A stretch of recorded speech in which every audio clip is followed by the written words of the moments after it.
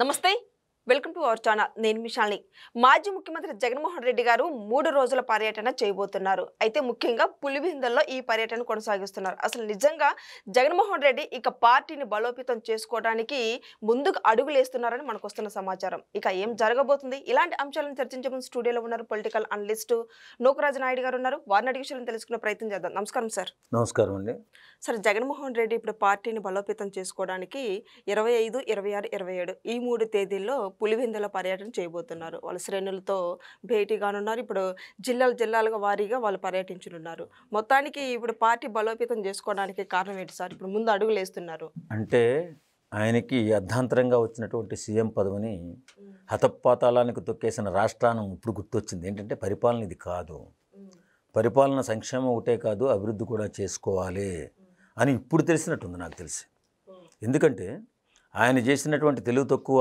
పరిపాలన ఏంటంటే ఓన్లీ సంక్షేమాన్ని ముందుకు తీసుకెళ్ళి అభివృద్ధిని తొక్కేస్తే మరి కుటుంబాల్లో ఉన్నటువంటి పిల్లల భవిష్యత్తు ఏంటి ప్రతి కుటుంబంలో ఉన్న పిల్లల గురించి పెద్దలు ఏం ఆలోచిస్తారు ముందు బిడ్డల భవిష్యత్తు చాలా కుటుంబాల్లో పెద్దలు ఏంటంటే నా బిడ్డలు బాగుండాలి వాళ్ళ పై స్థాయికి ఎదగాలి మంచి ఉద్యోగాలు చేసుకోవాలి ఉద్యోగాలు చేయాలంటే సంస్థలు రావాలి సాఫ్ట్వేర్ కంపెనీలు రావాలి ఫ్యాక్టరీలు రావాలి ఇవేమీ పట్టించుకోకుండా ఇష్టానుసారం ఎక్కడా కూడా ఒక విలేకరుల సమావేశం కూడా ఏర్పాటు చేయకుండా అభివృద్ధి పైన ఆయన మా ప్యాలెస్లో పడుకుని బటన్ నొక్కాడు సంక్షేమ పథకాలు అందించాడు అది పేదవాళ్ళకి అందించాడు దుర్మార్గులకి అందించాడు వాళ్ళ సొంత వాళ్ళకి అందించాడు వదిలేసేయండి ఇప్పుడు తెలిసింది ప్రజలు పరిపాలన బాగుండకపోతే మనల్ని చీకొడతారు ఛేదరించుకుంటారు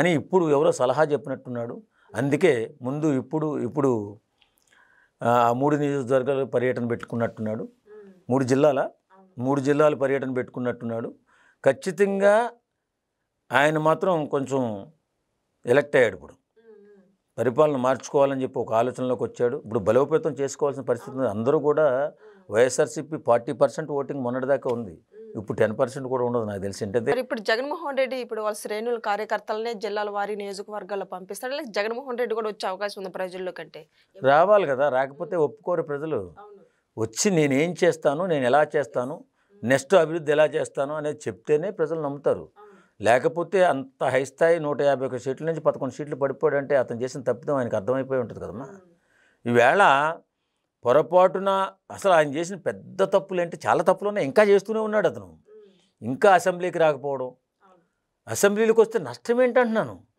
ఇప్పుడు ప్రజాసేవ చేద్దామన్న వాడికి ఎవరు తక్కువ చేసి మాట్లాడతారు ప్రజల గురించి మాట్లాడేటప్పుడు అసెంబ్లీలో ప్రతిపక్ష హోదా లేకపోయినా ప్రజల గురించి ప్రజల బాగోగుల గురించి ఒక ప్రతిపక్ష నాయకుడు మాట్లాడుతుంటే మైక్ అర్ధాంతరంగా కట్ చేసినా లేకపోతే దుర్భాషలు మాట్లాడినా ప్రజలు గమనిస్తూ ఉంటారు ప్రజలు పిచ్చోళ్ళేం కాదు ఎవడ పరిపాలన ఎలా ఉంది ఎవరు ఎలా చేస్తున్నారు ఎవరు ఉంటే బాగుంటుందని ఆలోచిస్తూనే ఉంటారు కాబట్టి ఇతను పెద్ద మిస్టేక్ ఇప్పుడున్న పరిస్థితిలో అసెంబ్లీకి రాకపోవడము రెండోది ఇంకా కూడా తెలుగు తక్కువతనంతో మాట్లాడడం ఏవేవో మాట్లాడడం వెకిలి నవ్వులు నవ్వడం ఎప్పుడైనా ఎవడన్నా చనిపోతేనే పర్యటనకి వెళ్ళడం చూడండి ఇప్పుడు ఎక్కడికి పర్యటనకి వెళ్తున్నా సరే రప్ప అంటూ వాళ్ళ బ్యాచ్ అంతా ప్లాకార్డులు పట్టుకొని తిరుగుతున్నారు మనం ఎగ్జాంపుల్ ఒకటి చెప్పుకుందాం ఇప్పుడు చావుకి వెళ్ళినా అదే వాళ్ళు రప్ప అంటూ అంటే పెళ్ళిళ్ళకి వెళ్ళినా అదే కోర్టుకి వెళ్ళినా సరే అదే రప్పని పెట్టుకోవడం ఏంటి సార్ దీని కారణం ఈ రప్ప వల్ల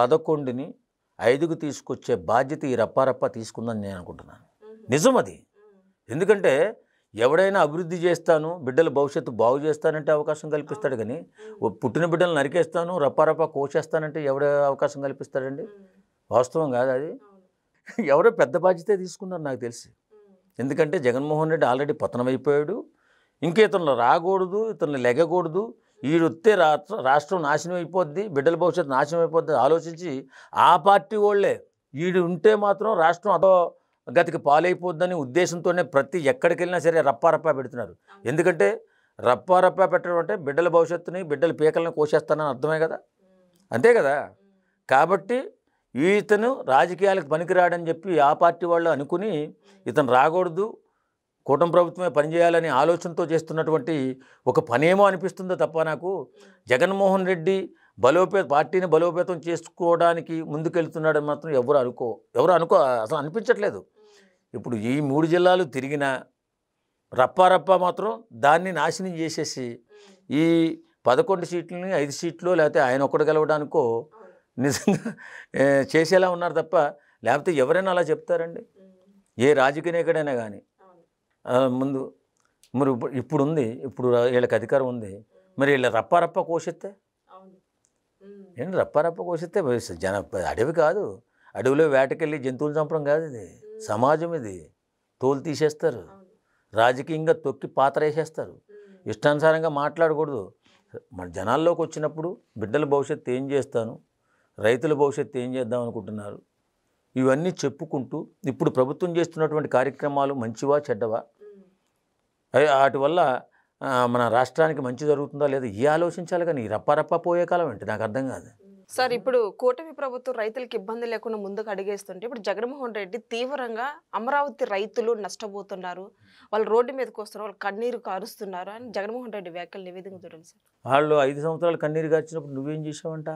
నిజంగా పట్టించుకున్నానండి. ముసుగేసుకుని వెళ్ళి అసెంబ్లీకి వెళ్ళేవాడు, వీళ్ళు కానీ ఆపుతారని వాళ్ళందరినీ అరెస్టులు చేసేసి, వాళ్ళు పాదయాత్రలు చేసినా తిరుపతి దేవుణ్ణి మొక్కినా కూడా ఆపేసి ఇష్టానుసారంగా దుర్మార్గం చేసి దౌర్జన్యం చేసి ఆడబిడ్డలను చూడకుండా బట్టలు ఇప్పుకొట్టుని నువ్వు కూడా ఇలా మాట్లాడుతున్నావు అంటే జగన్మోహన్ రెడ్డి సిగ్గుండాలా? ఎప్పటికైనా రాజకీయం నేర్చుకోవాలా, సంస్కారం నేర్చుకోవాలా, మర్యాద నేర్చుకోవాలా. రాష్ట్రం ఎలా ఉండాలి, రాష్ట్ర భవిష్యత్తు ఎలా ఉండాలి. ఇడిపోయిన తర్వాత మనం చాలా కష్టాల్లో పడిపోయింది మన రాష్ట్రం, ఆర్థికంగా వెనకబడిపోయింది. దీన్నన్నిటినీ కూడా నేను అసమర్థతతో దాన్ని కూర్చలేకపోయాను. సమర్థుడైన నాయకుడు చంద్రబాబు నాయుడు వచ్చాడు కాబట్టి దీన్ని అతను పూడుస్తున్నాడు. పవన్ కళ్యాణ్ గారు కానీ చంద్రబాబు నాయుడు గారు కానీ ఇద్దరు కూడా బ్రహ్మాండమైన పరిపాలన చేస్తున్నారు అని అందరూ చెప్పుకుంటుంటే అది విని ఇతను సహించలేడు. ఎవరైనా మంచి చేసినా మంచి చేస్తే ఊరుకోలేడండి జగన్మోహన్ రెడ్డి. కాబట్టి వీళ్ళు ఏ పని చేసినా అది చెడుతనంగా తీసుకుంటూ మాట్లాడుతున్నాడు. ఇప్పటికైనా మారాలి జగన్మోహన్ రెడ్డి గారు. పేదల పక్షాన్ని నిలబడాలా, ప్రజల పక్షాన్ని నిలబడాలా, అసెంబ్లీకి రావాలా, చేస్తున్నటువంటి అభివృద్ధి మీద మాట్లాడాలా, ఇంకా అభివృద్ధి ఫలాలు పేదలకు అందేలా చూడాలా. ఇవన్నీ చేయకుండా పర్యటన చేస్తే మాత్రం ఈయన ఎవరు పట్టించుకుంటారు? ఇప్పటికీ బిర్యానీ, బీరు ఇదే అలవాటు చేశాడు. అడుక్కు దెబ్బడమే ప్రజలను అలవాటు చేశాడు. ఏం చేస్తాం పాపం పేద ప్రజలు, తప్పదు. ఒక 500 రూపాయల కోసం ఏదో కూడా తిరుగుతూ ఉంటారు. మొన్న పర్యటనకు వచ్చాడు, ఇక్కడ పర్యటన కాదు కోర్టుకు వచ్చాడు, నవ్వేస్తుంది. అక్కడి నుంచి కూలీలు తీసుకొచ్చారు, ఇక్కడి నుంచి ఆంధ్రా నుంచి తెలంగాణకి.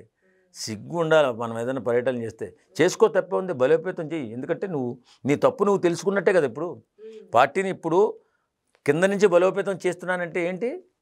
తప్పు తెలుసుకున్నాడు, పరిపాలన చేత కాదని ఒప్పుకున్నాడు.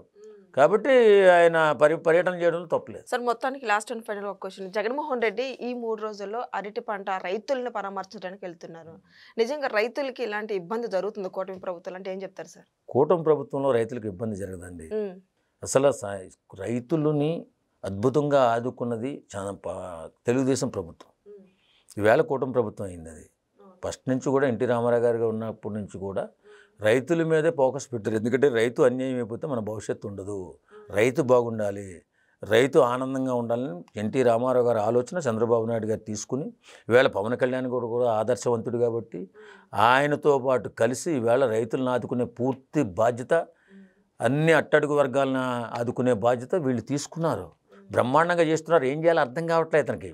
ఏదో ఒకటి గల్లాట. మళ్ళీ ఇప్పుడు ఏదో పర్యటనకి వెళ్తున్నాడు కదా, అక్కడ కూడా ఎవరినో పరామర్శించడానికి వెళ్తున్నాడు.